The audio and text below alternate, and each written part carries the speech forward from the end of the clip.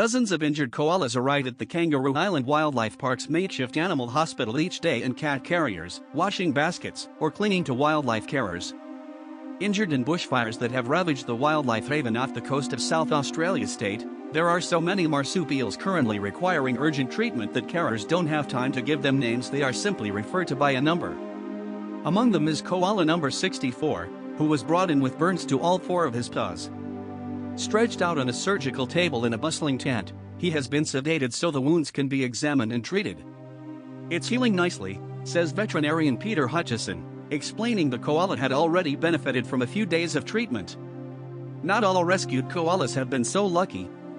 Many are found so badly injured that they need to be euthanized. Stephen Selwood, South Australia Veterinary Emergency Management Team Leader at the hospital, says around 46,000 koalas were thought to be on the island before this year's bushfires.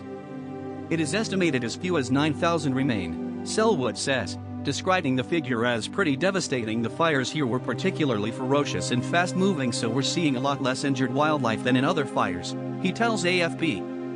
A lot of the wildlife was incinerated. Australian Environment Minister Sussan Ley said the country's koala population had taken an extraordinary hit as a result of bushfires that have raged for months, suggesting they could be listed as endangered for the first time. Kangaroo Island is the only place in Australia where the population is entirely free of chlamydia, a sexually transmitted infection also found in humans that is fatal to koalas.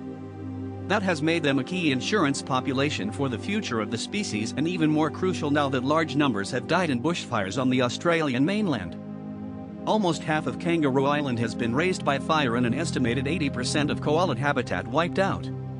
This widespread destruction has left rescuers with a tricky proposition: what to do with the animals once they have recovered.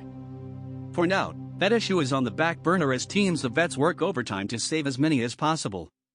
He's going to need another week to recover, and will need to be kept caged after that, Hutchinson tells AFP as he wraps a pink bandage around number 64's paw. Because there's no habitat for him to go back to at this time.